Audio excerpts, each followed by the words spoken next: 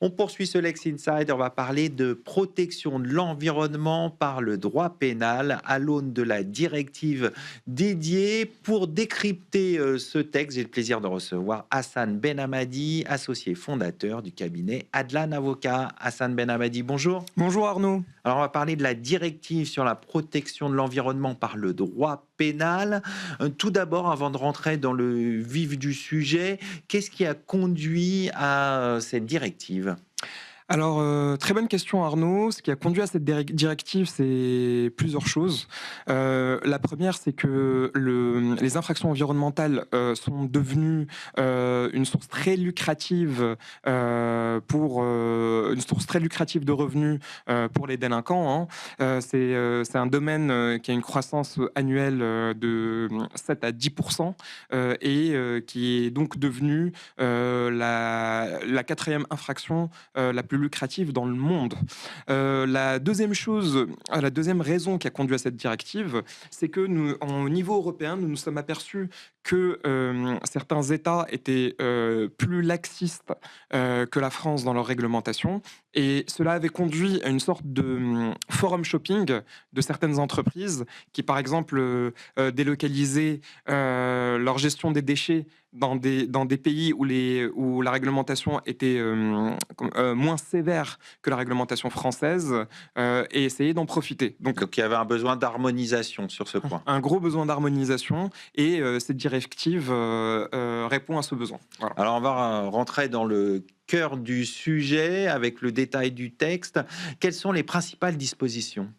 Alors les principales dispositions, c'est une liste de 20 infractions harmonisées au niveau européen. Pour nous, au niveau français, la France fait preuve, d'état avancé. Elle est précurseur, c'est un excellent élève. Donc, au niveau français, nous avions déjà des infractions spécifiques, et la directive apporte peu, on va dire. Elle apporte des choses sur le gaz fluoré, sur le mercure, par exemple. C'est vrai qu'elle fixe certaines infractions comme le commerce illégal de bois, l'éloignement des navires, qui sont des infractions un peu originales, et elle fait passer certaines infractions de violation de règles administratives sanctionnées, réglables par de l'argent, à des infractions punies pénalement par de la prison. D'accord. C'est pas des changements majeurs selon vous ? Si, c'est des changements majeurs au niveau européen, mais au niveau français, nous avions déjà un arsenal juridique conséquent, c'est ça ? Assez conséquent, oui. Donc, pour la France, c'est la précision de certaines infractions et l'obligation de punir pénalement certaines infractions dans le Code de l'environnement, et plus par des renvois à des textes administratifs. Mais voilà, l'avancée est plus limitée en France que dans certains autres pays qui manquaient cruellement d'infractions spécifiques, et que la directive permet d'harmoniser ces infractions au niveau européen. Voilà. Alors, la directive prévoit aussi des mesures sur la responsabilité des dirigeants. Quelles sont-elles ? Très bonne question, Arnaud. Et pour moi, c'est vraiment un point d'avancée majeur. C'est effectivement, elle prévoit une obligation de vigilance pénale à l'égard des dirigeants. Comme vous le savez, et là je vais rappeler un peu le droit français sur le sujet, sur le plan pénal, un dirigeant d'entreprise peut s'exonérer en démontrant qu'il a consenti une délégation de pouvoir à quelqu'un d'autre. Peut s'exonérer de sa responsabilité en démontrant qu'il a consenti une telle délégation de pouvoir qui répond à certaines règles. Aujourd'hui, avec cette obligation de vigilance pénale, c'est important parce que je suis sûr que vous avez fait le parallèle, vous avez déjà fait le parallèle, devoir de vigilance qui est une obligation civile. Là, c'est vraiment une obligation de vigilance pénale. On va devoir prouver qu'au-delà de la délégation de pouvoir délimitée et précise, le dirigeant d'entreprise a fait preuve de vigilance en mettant en place, par exemple, des audits réguliers, en exigeant des rapports d'information réguliers sur certains sujets. Donc, elle renforce l'obligation de vigilance des dirigeants, et elle crée de nouveaux risques pénaux pour eux. Voilà. Pour eux. Et les entreprises sont prêtes, les dirigeants, à relever ces défis, selon vous ?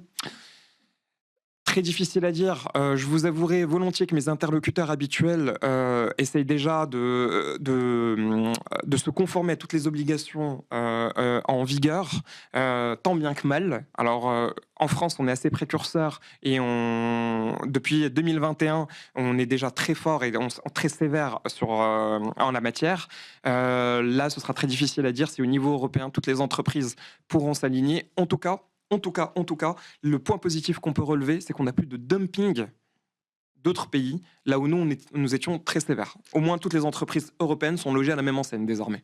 Alors le texte prévoit aussi des peines de prison pour des personnes physiques qui peuvent aller, ces peines, jusqu'à 10 ans. Donc c'est un changement important pour vous?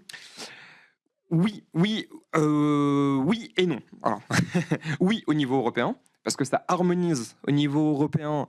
Vous l'aurez relevé, hein, la difficulté de répondre à vos questions, c'est de me placer au niveau européen, puis de vous faire une comparaison avec Au le niveau régime français. français. Oui. Donc oui, au niveau européen, c'est clairement une avancée majeure, hein. On a une harmonisation du plafond, hein. Les 10 ans, c'est un plafond. On rappellera, c'est jusqu'à 10 ans. C'est pour les infractions ayant entraîné un décès, parce qu'il y a deux types d'infractions qui sont deux types pardon de peines qui sont prévues par la directive, hein. On a 10 ans, on a 8 ans pour les infractions pour l'infraction dite qualifiée, qui est l'équivalent de l'écocide en droit français. On a 5 et 3 ans pour les infractions les moins graves, entre guillemets. D'accord. Donc une harmonisation nécessaire. En droit français, par contre, nous avions déjà ce plafond de 10 ans applicable en matière d'écocide, l'article 231 du Code de l'environnement. Alors, au-delà, on vient de parler des peines de prison pour les personnes physiques. Il y a aussi des amendes pour les entreprises. Ces amendes qui peuvent atteindre jusqu'à 5% du chiffre d'affaires mondial ou 40 millions d'euros. Est-ce que c'est dissuasif pour vous? C'est extrêmement dissuasif, surtout au niveau européen, où on peut que saluer cette harmonisation, parce que c'est 5% calculé sur le chiffre d'affaires mondial, hein, pas uniquement sur le chiffre d'affaires d'une filiale. C'est une réelle avancée en droit européen. Je suis obligé de vous faire la comparaison en droit français. En droit français, on va déjà au-delà. On est à 10% en matière d'écocide. D'accord. Donc voilà, c'est une avancée au niveau européen. En droit français, on est précurseur. Pour finir, est-ce que selon vous, cette directive, elle change le paradigme en matière de protection de l'environnement par le droit pénal? Oui, surtout au niveau européen, parce qu'on passe d'un sujet qui pouvait être perçu comme réglable avec de l'argent par certains industriels et qui devient maintenant très sévèrement puni, y compris par de la prison dans tous les pays européens, et qui démontre donc que c'est qu'une violation de la réglementation environnementale est envisagée désormais par le pénal comme une atteinte à des droits humains, plus que par un sujet où il faut justement juste une remédiation par de l'argent ou par de la réparation, etc.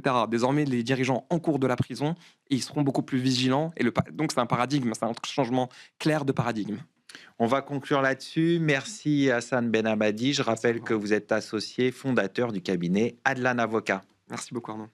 C'est la fin de cette émission. Merci de votre fidélité. Restez curieux et informés. À très bientôt sur Be Smart for Change.